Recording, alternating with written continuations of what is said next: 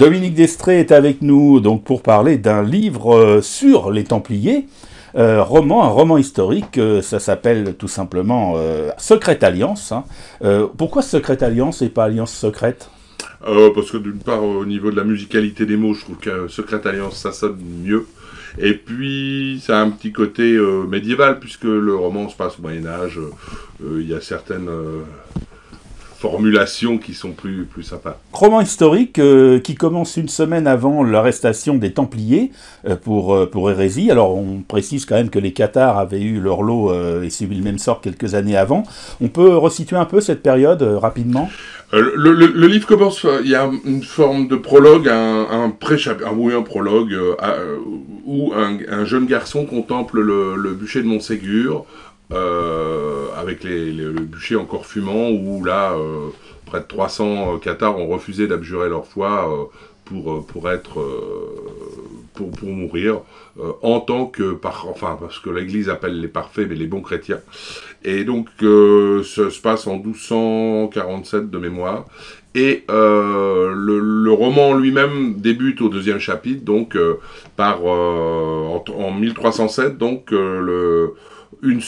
à peine dans la semaine qui suit l'arrestation de tous les Templiers, donc le fameux vendredi 13 en France, le fameux vendredi 13 octobre 1307, dans tout le royaume de France, où tous les Templiers sont arrêtés en même temps. Alors ce jeune homme, c'est un jeune homme, il est accompagné d'un monsieur plus ancien. Alors qui est cet homme ? Parce que c'est lui qui va l'initier. C'est un roman un peu initiatique aussi quelque part. Complètement. Mais alors je peux pas en dire trop sur ce personnage. C'est un jeune garçon au début effectivement du livre qui va qui va grandir évidemment et qui va être effectivement quelqu'un qui aura été initié à certains mystères, à une connaissance cachée. Les véritables héros de ce livre au début vont être plutôt ces deux chevaliers qui partent en mission secrète, leur commandeur dans une petite commanderie du côté de Perpignan, à Masdéou, leur confie une mission secrète dont on connaît la teneur, qui est ils doivent aller à la recherche d'un personnage dont on ne sait pas s'il est légendaire ou s'il existe vraiment, qui serait détenteur d'un savoir caché, d'une connaissance oubliée, en lien avec effectivement la connaissance ramenée d'Orient par les Templiers. Et donc, en fait, on va suivre les pérégrinations de ces deux chevaliers.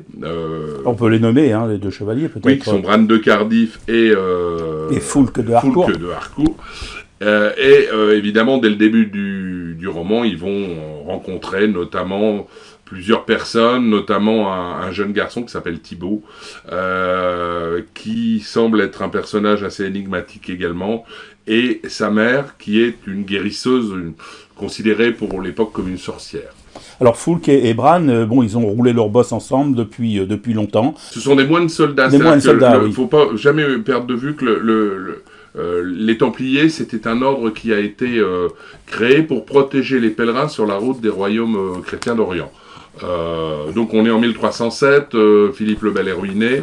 Le pape voit d'un mauvais œil ces moines soldats qui se sont retranchés dans leur commanderie, qui n'ont plus vraiment d'utilité pour la papauté, puisque les royaumes d'Orient sont en 1307 depuis au moins une vingtaine d'années. Il n'y a plus de comptoir, il y a plus de chrétiens en Orient.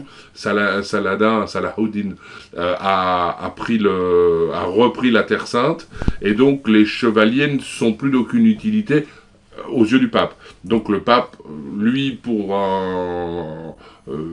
se débarrasser d'éventuels ennemis politiques, parce que les Templiers étaient pas pauvres, hein, ils ont effectivement accumulé des richesses, mais aussi également ils ont été au contact d'érudits musulmans, juifs et autres dans les royaumes d'Orient. Donc il y a une connaissance que l'Église voit d'un mauvais œil, et d'autre part, Philippe le Bel, lui, convoite plutôt les richesses. Cupidement les richesses des Templiers. C'est une épopée médiévale avec un peu conçue comme un thriller, puisqu'il y a... on disait roman d'aventure. Roman d'aventure avant, voilà. Hein, il y a KPDP à une autre époque. J'aime bien le terme de roman d'aventure, oui, une forme d'épopée médiévale, effectivement. Alors bien sûr, on parle de ces richesses. Alors, ces richesses, tout le monde les a vues, mais personne ne les a trouvées. Alors, j'ai essayé d'éviter l'écueil d'avoir écrit le énième livre sur les Templiers avec la fameuse malédiction, le trésor des Templiers, qui serait fait de monnaies sonnantes et trébuchantes, d'or et d'argent d'ailleurs, ce qui n'était pas courant à l'époque. Ce sera sans doute l'objet aussi, comme il y aura très certainement une suite à ce livre. Voilà, ils ont frappé monnaie, ce qui dérange aussi le roi de France, évidemment, puisqu'ils sont indépendants financièrement. Ils ont inventé la lettre de change. Les Templiers sont des gens qui commencent à déranger, en fait. Oui, c'est absolument. Alors, je reviens à ce trésor parce que c'est vrai que c'est un peu... Alors, c'est peut-être un cliché, comme que vous disiez, mais bon, on en parle, hein, on dit, voilà, on a vu des charrettes avec... alors, on ne sait pas trop ce qu'il y a dedans. Il y a des pièces, il y a de l'argent, il y a de l'or, mais il y a surtout autre chose, peut-être. Alors, justement, il y a des objets sacrés. J'ai essayé d'éviter l'écueil du fameux livre sur les fantasmes templiers, et volontairement, j'ai pris une autre voie dans l'écriture en me disant que peut-être... la vraie richesse des Templiers n'était pas uniquement dans des biens matériels ou des biens immobiliers. Ça pouvait être très probablement une connaissance ramenée d'Orient qui donc pouvait éventuellement déranger les pouvoirs en place, des philosophies. On est sur quelque chose d'assez... une compilation d'une connaissance cachée qui, si elle venait à tomber en de mauvaises mains, pourrait sans doute soit disparaître, puisque l'Église, à cette époque-là, est obscurantiste. L'Inquisition, son bras armé, fait la chasse à tout ce qui n'est pas dans la ligne du pape. Peut-être les Templiers ont eu vocation, certains Templiers, peut-être y a-t-il eu volonté de la part des dignitaires Templiers de mettre à l'abri certaines pièces rares dont ils auraient fait l'acquisition.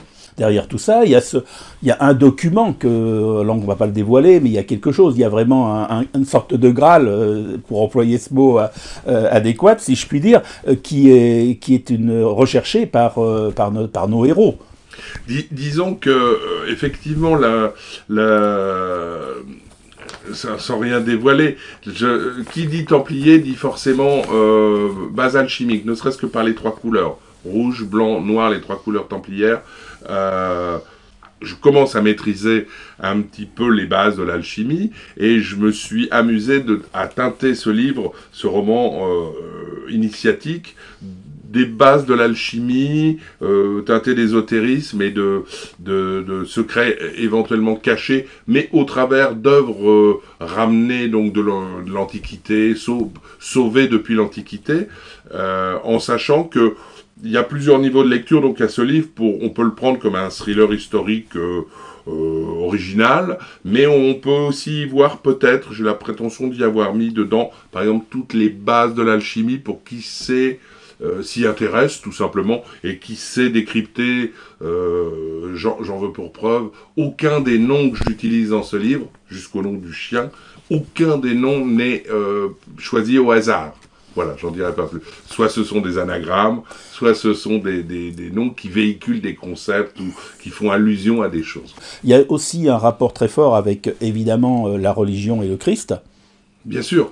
À l'Inquisition, il y a un des personnages qui fait irruption assez tôt dans le roman, qui est un inquisiteur, qui est un vrai pas gentil, un personnage qui, lui, défend les intérêts de l'Église de manière assez aveugle. Il est assez formaté pour ça, il a peu d'ouverture d'esprit, et c'est quelqu'un qui se montre assez retors. Lui, son but, c'est de faire main basse éventuellement sur tout ce qui pourrait nuire aux intérêts de l'Église, puisqu'il est commandité par le grand inquisiteur de Toulouse, Bernardo Gui.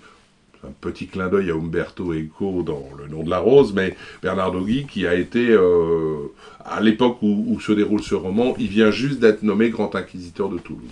Alors moi, je dois dire que c'est revenu un peu à ma mémoire, c'est l'évangile de Nicomède.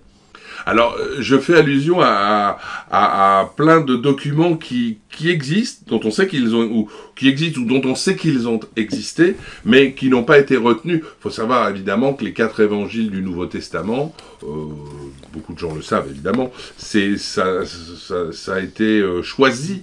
C'est des évangiles qui ont été écrits d'ailleurs par des gens, pour la plupart, qui n'ont pas connu Jésus, qui ne sont pas contemporains de Jésus. Nicomède, c'est la différence. Lui, oui. Et ils ont été choisis par le concile de Nicée dans les années 300 et quelques, en Grèce. Et donc, c'était une démarche politique à l'époque où on a éliminé les éventuels évangiles qui pouvaient ne pas rentrer dans la ligne, en tout cas qui était la ligne grecque de la chrétienté. Léo, notre personnage, on va le suivre tout au long de cette aventure, et il va grandir. Oui. Qu'est-ce qu'on peut dire, sans dévoiler trop de choses? On ne peut pas en dire grand-chose, parce que Léo, il est la clé de quelque chose qui va dépasser beaucoup de monde, et qui va être le point de bascule, effectivement, c'est lui la clé de tout le roman, la clé de l'énigme du roman. Il est un personnage qui est mort d'ailleurs au moment des faits, donc en 1307. Il a été le maître d'un de ses disciples, Léo de Vitry, comme par hasard. Et Léo de Vitry, qui est alors il y a un anagramme aussi, un grand érudit, qui va initier quelqu'un d'autre au mystère de l'alchimie, au mystère de la connaissance. Moi, en tant que romancier, j'ai volontairement à la fin laissé une porte ouverte, même si ce roman se termine, l'intrigue se termine, parce que plus j'avançais dans l'écriture de ce livre, plus il me paraissait évident que j'allais très certainement écrire une suite, sans pour autant me lancer dans une saga. Je veux pas tomber dans le piège de la saga, parce que c'est très vendeur, les Templiers, c'est très, très à la mode. Je ferai très certainement une suite à ce roman, dont je vais attaquer l'écriture très certainement dans les semaines qui viennent. Alors, il y a peu de femmes, mais il y en a une, c'est Cybèle de Sainte-Baume. Alors c'est quand même une femme étonnante, parce que une femme libre, on est en plein Moyen-Âge, et une femme instruite. Pour le Moyen-Âge, c'est très rare. Les femmes, on sait depuis longtemps en quelle estime l'Église tient les femmes. Alors, a fortiori à cette époque-là, et Cybèle fait exception à la règle, elle reste une femme instruite, une femme qui sait lire, qui sait écrire, une femme qui connaît la médecine de l'époque, mais qui connaît les plantes, qu'on pourrait assimiler à une guérisseuse, et elle transmet à quelques autres femmes les rudiments ce qu'on appellerait de la médecine, en tout cas de guérir par les plantes, le choix des plantes. Et puis, elle est aussi une femme qui est libre penseuse. C'est une cagotte. Les cagots, c'est quelque chose qui a perduré jusque début du 20e, presque fin 19e. Dans beaucoup de régions, les cagots sont des reclus. Des gens qui ont été volontairement mis à l'écart par l'Église. Alors souvent, c'était les anciens cathares, les hérétiques. Et les cagots vivaient entre eux avec des règles très strictes, l'obligation de rester entre eux, de ne pas assister aux offices entre eux. C'était les laissés pour compte de l'Église. Et les cagots, par contre, nourrissaient le fantasme qu'ils étaient lépreux, qu'ils avaient des maladies entre eux. Et du coup, ils avaient une certaine forme de quiétude. Et Cybèle, qui se revendique cagotte, donc bénéficie de ça pour pouvoir avoir accès à une connaissance, et puis aussi d'un père qui, lui, l'a initié comme sa disciple. Je crois que j'ai essayé quand même que mes personnages restent humains, à savoir que c'est des personnages de roman, mais ils ont aussi quelques défauts, parfois, que je laisse transparaître, qui ne sont pas des surhommes ou des surfemmes, si j'ose m'exprimer ainsi, mais ils sont tout simplement humains. J'ai eu envie quand même d'y mettre un peu de lumière, quoi. Voilà, la lumière sur les Templiers, donc à travers ce roman, Secrète Alliance, et c'est publié aux éditions 2015. Merci Dominique Destré. Merci Gérard.